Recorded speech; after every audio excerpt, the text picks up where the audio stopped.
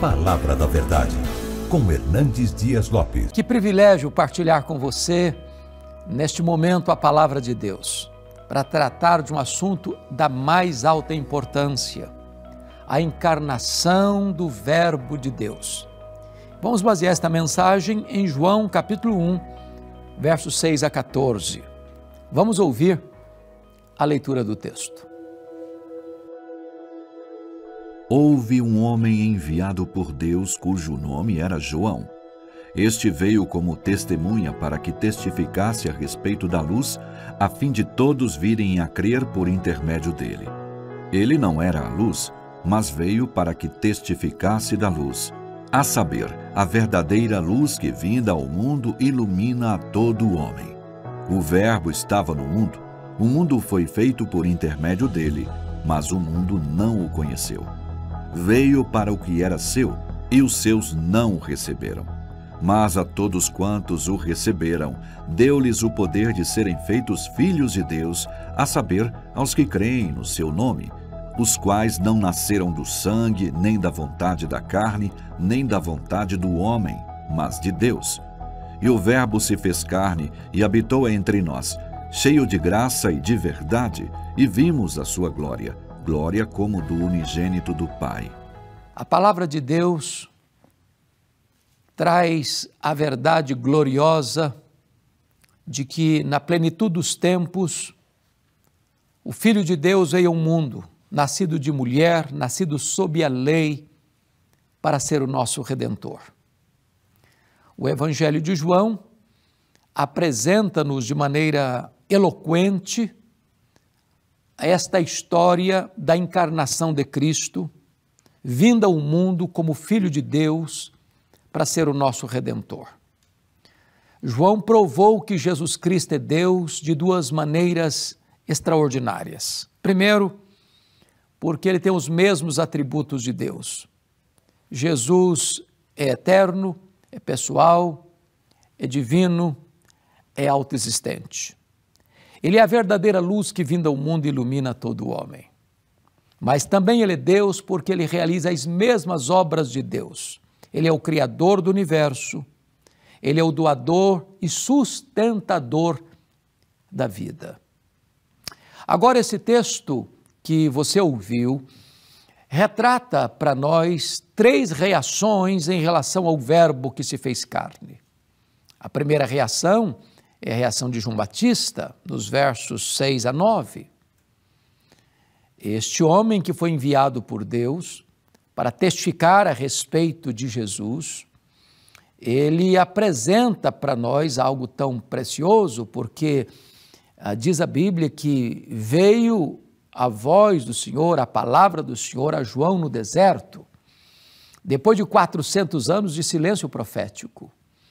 E ele começa a pregar no deserto da Judéia, batismo de arrependimento para remissão de pecados, e as multidões fluem das cidades, das vilas, das aldeias para o deserto para ouvi-lo, arrependendo-se de seus pecados, confessando os seus pecados e sendo por ele batizados. Então, diz Lucas capítulo 3, que esta multidão começa a cogitar, toda a multidão, se ele, João, não seria o próprio Messias. E ele, sem deixar-se seduzir por esta proposta tão elevada, responde com firmeza granítica: eu não sou o Messias, eu vim preparar o caminho dele. Eu não sou o Verbo, eu sou apenas uma voz que clama no deserto. Eu não sou a luz, eu vim para anunciar a luz, a verdadeira luz que, vinda ao mundo, ilumina todo homem. Eu não sou o Cordeiro, eu aponto para ele e digo: eis o Cordeiro de Deus que tira o pecado do mundo. Eu batizo com água, mas ele é mais poderoso do que eu, e ele vos batizará com o Espírito Santo e com fogo. Eu não sou nem digno de me curvar, desatar as correias das suas sandálias. Eu tenho um lema de vida: convém que ele cresça e que eu diminua. A primeira reação ao Verbo que se fez carne é que João dá a ele toda a glória devida ao seu nome. A segunda reação ao Verbo de Deus que se fez carne está nos versos 10 e 11. O Verbo estava no mundo, o mundo foi feito por intermédio dele, mas o mundo não o conheceu. Veio para o que era seu e os seus não o receberam. Aqui João está falando do povo de Israel, que não obstante ter visto Jesus, escutado Jesus, recebido os seus milagres, ainda não creram nele. E diz a Bíblia que Jesus andou por toda parte, fazendo bem, libertando os oprimidos do diabo. Os cegos viram, os surdos ouviram, os mudos falaram, os coxos andaram, os endemoniados foram libertos, os leprosos foram purificados, os mortos ressuscitaram. Mas apesar de tanta evidência, eles rejeitaram a Jesus. Até hoje, de forma geral, ainda se aguarda a chegada do Messias. E ele já veio há 2000 anos, filho de Maria, filho de José, que nasceu, foi colocado numa manjedoura, e ele cresceu cheio de graça, e ele é o Verbo encarnado. E quantos que, apesar de saber de tudo isso, ainda também rejeitam a Jesus? Mas há uma terceira reação que está nos versos 12 e 13. Mas a todos quantos o receberam, deu-lhes o poder de serem feitos filhos de Deus, a saber, aos que creem no seu nome, os quais não nasceram do sangue, nem da vontade da carne, nem da vontade do homem, mas de Deus.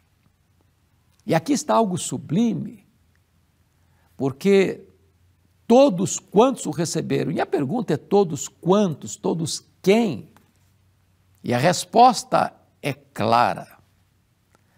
Todos judeus, todos gentios, todos homens, todos mulheres, todos crianças, todos jovens, todos velhos, todos ricos, todos pobres, todos analfabetos, todos doutores, todos brancos, todos amarelos, todos pardos, todos negros, todos daqui, todos dali, todos dalém. Não importa de onde você vem, não importa para onde você vai, se você receber a Jesus, você recebe o poder de ser feito filho de Deus.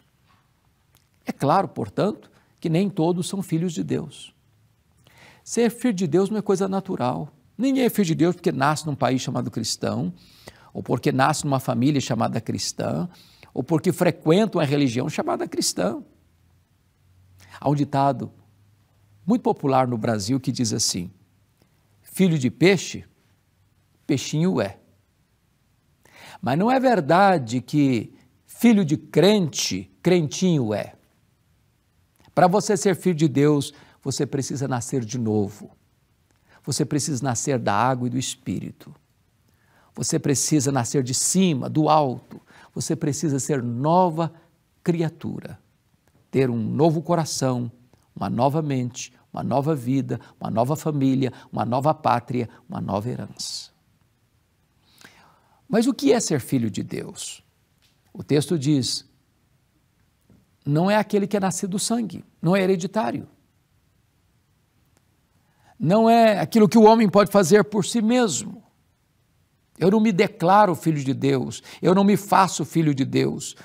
Esta competência não está em mim.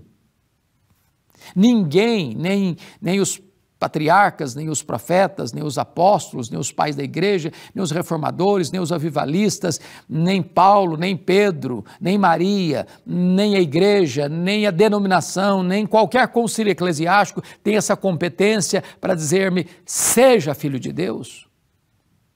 A salvação não está na mão da igreja, nem na minha mão, nem na sua. A salvação está na mão de Deus. Só o próprio Deus pode fazer de você seu filho. E qual é a condição que ele exige? A todos quantos o receberam, deu-lhes o poder de serem feitos filhos de Deus. Para você ser filho de Deus, você precisa crer em Jesus. Reconhecê-lo como seu Salvador pessoal, como Senhor da sua vida. Mas agora, João nos leva para o versículo 14. E o Verbo se fez carne e habitou entre nós, cheio de graça e de verdade. E vimos a sua glória, glória como do unigênito do Pai. No ano 325 da era cristã, o imperador Constantino convocou o concílio de Nicéia, o primeiro concílio geral da igreja. Ário, de Alexandria, estava pregando uma heresia perigosa de que Jesus Cristo não era Deus, da mesma essência de Deus. E então, nesse concílio, Atanásio, firmado nas Escrituras, firmado na verdade, derrota as teses heréticas de Ário e finca um alicerce sólido da ortodoxia cristã defendendo a divindade de Jesus Cristo. Ele, mais tarde, escreve um livro sobre a encarnação, que está inclusive em língua portuguesa, dizendo que a encarnação é o maior mistério do cristianismo. E de fato é, se não vejamos. O texto diz assim: o verbo se fez carne.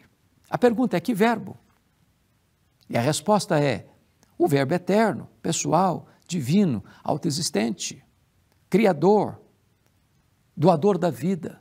O verbo que é Deus, infinito, imenso, imutável, onipotente, onipresente, onisciente, transcendente, soberano, que nem os céus dos céus pode contê-lo. E agora diz o apóstolo Paulo, em Filipenses 2,6, que ele mesmo se esvaziou. Ele não foi esvaziado, ele se esvaziou. Sendo ele transcendente, nem os céus dos céus podendo contê-lo, ele vai se esvaziando, e se esvaziando, e se esvaziando, e se esvaziando, e se esvaziando, a ponto de se transformar num zigoto, num embrião, num feto, num bebê que nasce de uma virgem, é enfaixado em panos e deitado numa manjedoura. Pois aquele bebê é o Criador do universo, o Deus transcendente. Isso é um mistério. Mas o texto diz que ele veio habitar entre nós, não longe de nós. Ele vestiu pele humana, ele calçou as sandálias da humildade, ele pisou o nosso chão, ele bebeu a nossa água, comeu o nosso pão, sentiu a nossa dor, chorou a nossa lágrima. Ele carregou sobre o seu corpo, no madeiro, os nossos pecados. E ele veio até nós, não cheio de justiça e juízo, porque nos fulminaria, uma vez que o melhor de nós, as nossas justiças, não passam de trapos de imundícia. Ele veio cheio de graça, nos apanhou arruinados, sujos, contaminados, depravados, condenados, mortos nos nossos delitos e pecados, e ele nos deu vida, e nos fez membros da família de Deus. E o texto diz: e vimos a sua glória, glória como do unigênito do Pai, a ponto de ele poder dizer: quem me vê a mim, vê o Pai, porque eu e o Pai somos um. Ele é o resplendor da glória, ele é a exata expressão do ser de Deus, nele habitou corporalmente toda a plenitude da divindade. Que verdade bendita, que verdade gloriosa, é que o Verbo se fez carne e veio até nós, para ser o nosso Salvador, o nosso Redentor, aquele que nos toma pela mão e nos reconcilia com o Pai, aquele que é o único mediador entre Deus e os homens, o único nome dado entre os homens pelo qual importa que sejamos salvos. Deus estava em Cristo, reconciliando consigo o mundo, não imputando aos homens as suas transgressões, e nos confiou o ministério da reconciliação. Aquele que não conheceu o pecado, Deus o fez pecado por nós, para que nele nós fôssemos feitos justiça de Deus. E agora, como embaixador de Deus, eu rogo a você que você se reconcilie com Deus por meio de Jesus Cristo, porque não há outro nome dado entre os homens pelo qual importa que você seja salvo. Ele é o único Salvador, ele é o único Senhor, ele é o único mediador, ele é a porta do céu, ele é o caminho para Deus, ele é a nossa esperança, ele é a nossa paz. Só ele pode dar sentido à sua vida. Pois esta é a mensagem do Natal. Esta é a grande mensagem que ecoa aos seus ouvidos e ao seu coração. Se hoje você reconhecer que você é um pecador. Se hoje você se arrepender dos seus pecados, se hoje você pôr a sua confiança em Jesus, o Filho de Deus, Ele pode dar a você a vida eterna. Você pode ter o selo do Espírito Santo em você e você pode entender que a partir de agora você se torna propriedade exclusiva de Deus, filho de Deus, membro da família de Deus, herdeiro de Deus, co-herdeiro com Cristo e começar a desfrutar agora mesmo da alegria e da segurança da salvação. Eu vou orar com você, pedir que Deus abençoe sua vida, que Deus enche o seu coração de alegria e de paz, porque eu trago boas novas de grande alegria para você. É que Jesus nasceu, e Ele é o Salvador, e Ele é o Messias, Ele é o Senhor. Ele é aquele que pode dar a você agora mesmo a vida eterna. Deus, eu te peço que Tu apliques esta palavra ao coração daqueles que nos assistem, para que eles também encontrem em Cristo salvação e vida eterna. Assim eu oro em nome de Jesus. Amém. Deus abençoe a sua vida.